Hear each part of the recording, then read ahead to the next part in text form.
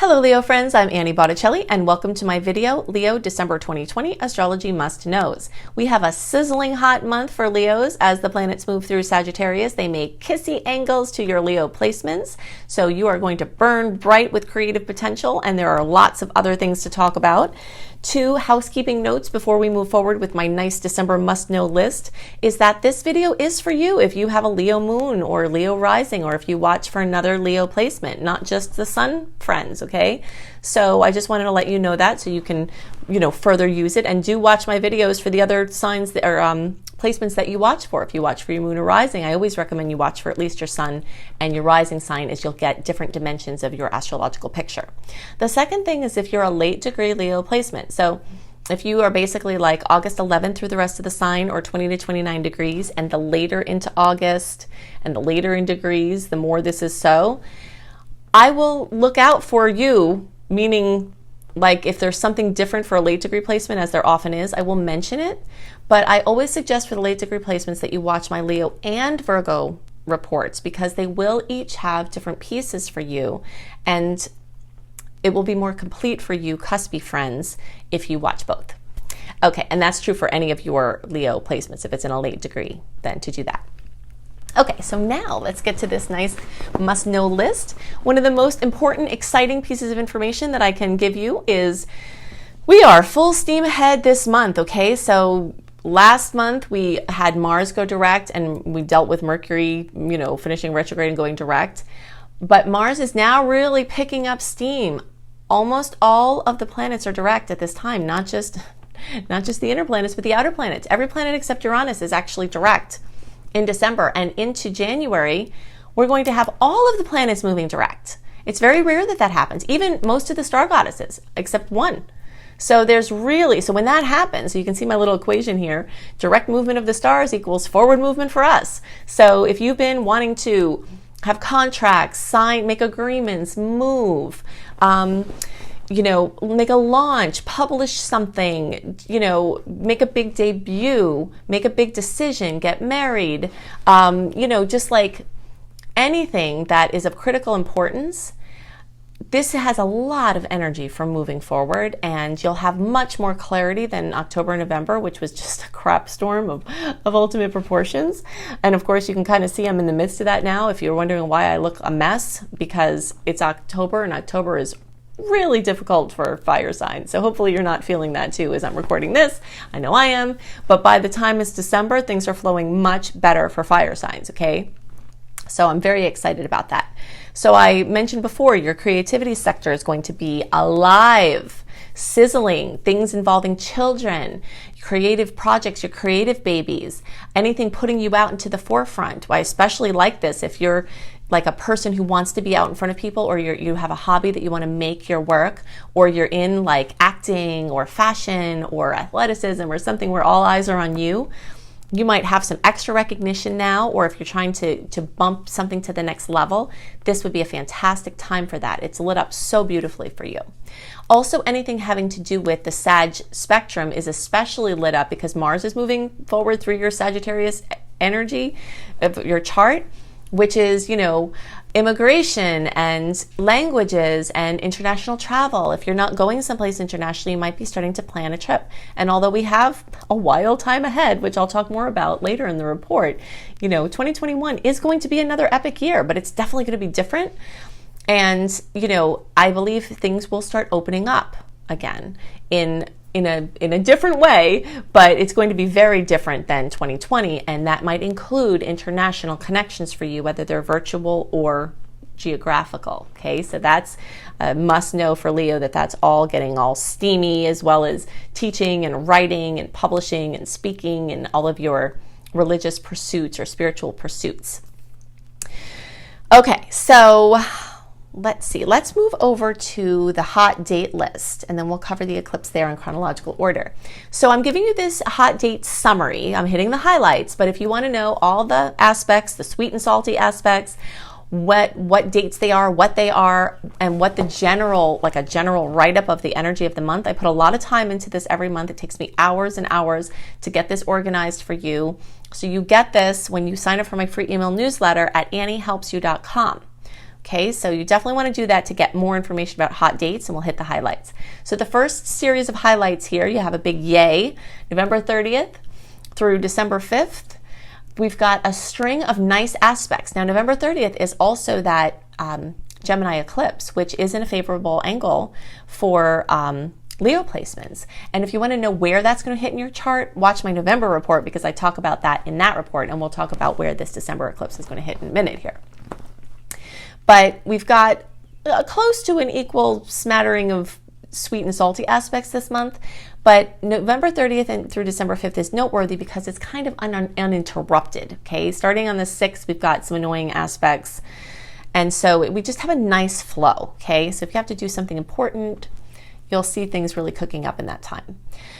The next hot date is December 14th, and this is the eclipse at 23 degrees of Sagittarius. Okay, so this is, again, a favorable angle. Most favorable angle in all of astrology is made with this eclipse series. So from March or April of 2020 through the beginning of 2022, you've got these eclipses in Gemini and Sag heating up at certain hot points throughout that time. Like they'll kind of go into the backdrop when we're further away from the eclipses, and they come up to the forefront. But these are nice angles for you. So I'm expecting revitalizing change, enhanced creativity, just like anything having to do with moving forward in magical ways and harmonious aspects. Okay, so that's going to really accentuate. Again, we're talking about this 5th house of creativity, of, you know, children, of your creative projects, of your hobbies, of your bucket list.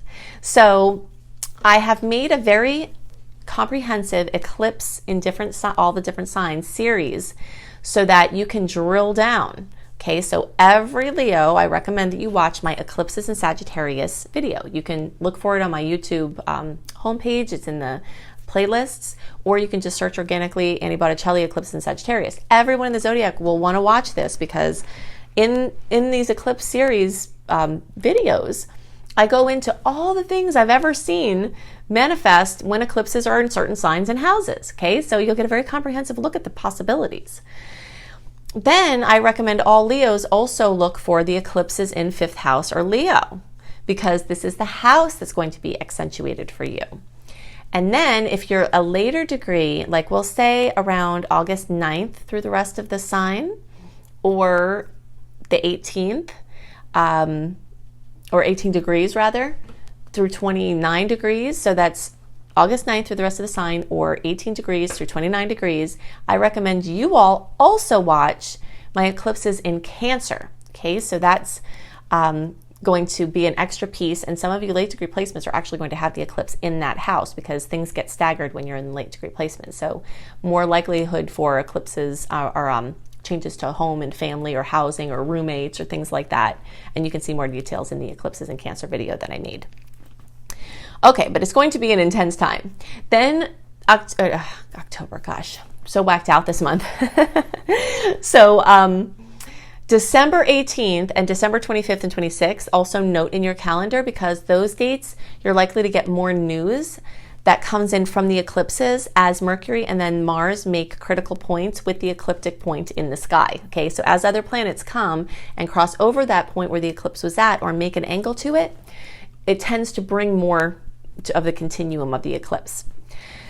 So December 21st, we've got this epic Jupiter and Saturn connection in Aquarius. Now this is going to oppose your sign, which makes it more overstimulating, but especially those of you who are in the early degree placements, so the first few days, like July, 20th, 21st, 22nd, 23rd, like 24th, right there in the beginning of the first few degrees, you all are going to get the most notable hit from this. And I talk more about the Jupiter part of that opposition and the kinds of things it will bring in my Jupiter series. So you'll definitely want to watch my Jupiter in Aquarius, Leo Must Knows, and I'll talk about all the dates that will be most noteworthy from Jupiter's transit through the opposing sign of Aquarius for you. So definitely watch that. But this is going to be intense. But I am going to go into more details about Jupiter and Saturn in movement together later in this report. I just want to finish going through chronologically hitting these dates. Okay, December 24th and 27th, put a nice little smiley face in your calendar because there are two beautiful aspects, Mercury and then the Sun in the most beautiful aspect in all of astrology, the trine, with Uranus, the planet of surprises. So sudden insights, amazing news, long-term things gelling together are more likely in those time frames. You notice I have a little crunkly face here too, and that's because in between all these nice aspects, there's an annoying one. The Sun squaring Chiron, you might feel it, a little hit to self-esteem, a little moment of doubt, but it will pass quickly and hopefully it'll get drowned out by the rest of this nice stuff. Okay, so the last piece before we go into Jupiter and Capricorn is December 29th. We have a full moon in Cancer at 9 degrees. And this is, going to bring fullness, completion, fruition to everything in the Cancer realm. Home, housing, real estate, roommates, some things we've already talked about, especially for your later degree placements. But you'll see this happening. This could be a blissful family experience or amazing news about family or real estate, or it can be something emotional that happens, a challenge with family, or it can be any number of things. But, you'll definitely feel it. It'll be highly emotional because the full moon is always emotional, and when it's in a water sign, it's extra emotional. So just kind of leave some space around those dates to show up for whatever happens. But I want to focus now on this topic of if Jupiter, the great expander, is moving through Aquarius and it's moving through a certain section of your chart, then what happens when Saturn, the cruncher, the restrictor, the limiter, is also moving through? So the first must know with that is that, yes, Saturn can run a little interference as far as what Jupiter is trying to do. But in this particular sign of Aquarius, I'm not seeing that as much of a troublemaker as it was in Capricorn, because Jupiter is super happy in Aquarius. And when Jupiter is moving through a sign that it's happy in, it can get really carried away. Okay, Jupiter rules excess. And I know a lot about this. I have an astrologer friend who calls me a one-woman Jupiter transit because I have so many placements of Sagittarius in my chart that, like, the epitome of all of the energy of Jupiter in myself, my expression in my life is like very Jupiterian, okay? It can be extremely excessive to a fault, to where it burns itself out, to where it turns into something not great, okay? And so I see Saturn kind of hanging out there as like a little babysitter. It's like saying, okay, I see you're happy and you're rambunctious with your new toy of being in a sign that it likes. Here, let's just kind of make that more sustainable, make that more effective, make that more responsible, and have that be more of like a constructive accomplishment. You can also kind of think of this energy like a prescribed burn, when they're trying to clear out some underbrush to protect from wildfire issues in the future. A prescribed burn allows a burn to only get so far so that it can be productive, and then it just cuts it off. So I see this as kind of like a little guardian protector in this case. And so that's exciting. Now, something else to know about this is that Jupiter and Saturn are only in close proximity in the sign of Aquarius for December and January. Then after that, Jupiter just rolls out and leaves Saturn, the old guy, in the dust. It's like, he's like, okay, father time, I'm going to be on with this. And it just kind of races through Aquarius. And then when it does retrograde, it still stays at the later degrees of Aquarius. So it's not going to come back in the very close proximity that we're seeing here in the December-January timeframe.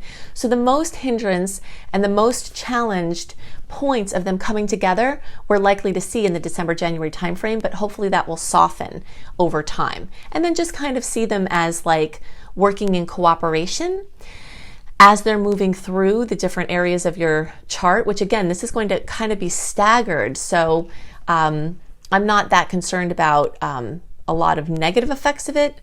I'm more interested in how there are likely to be positive and supportive effects for the reasons that I mentioned.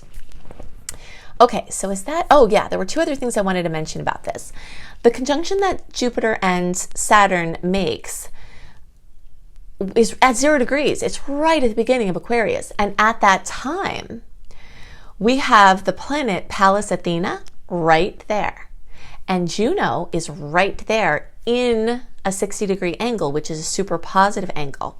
Okay, so this is speaking to the feminine principle coming into play here in a more notable way. And this is kind of a way of the future. The future is going to have more of this feminine masculine balance. And notice that I'm not saying male or female. It transcends the gender distinction. It's the energy of feminine and masculine within ourselves. It's the energy of feminine and masculine within the society, within the systems. You know, it's just adding more of that balance. So with these two ladies here, you know, kind of supporting this connection, I think it's going to speak to a really nice balance that can also hopefully offset some of the challenge points. And we are in for another wild ride in 2021, I'll be honest with you, you know, but I think the types of changes that will come from the outer planets coming together are more progressive and more have to do with the fact that change is coming and there will be resistance to the change, and that some of the changes that are suggested are not necessarily the best ones, and kind of finding the balance. You know, that's going to be the story of 2021. So if you'd like to have more information about how astrology can help you and how your awareness of the transits can be supportive to everything that you're working on, I have lots of free resources. The free resources are also linked with hyperlinks in the notes below the video. If you click on the more button and the arrow, it's down there. But the first thing to know is you definitely want to go to anniehelpsyou.com, peruse my blog, especially my astrology blog if you're interested in astrology, and sign up for my free email newsletter. That is a definite must do, because that will give you, I don't send out very many emails and they're all very content rich with things that I've created to help you. I don't send out random emails. I send out about 3, no more than 4 emails a month.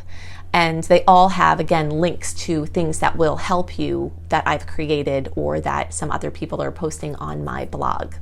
So the next thing to note is that you get Shine, my 28-day virtual coaching program, for free when you sign up for my email newsletter. Okay, the second resource is go to lumelife.com, L-U-M-E life.com. That's my school, Luminous Life Multiversity.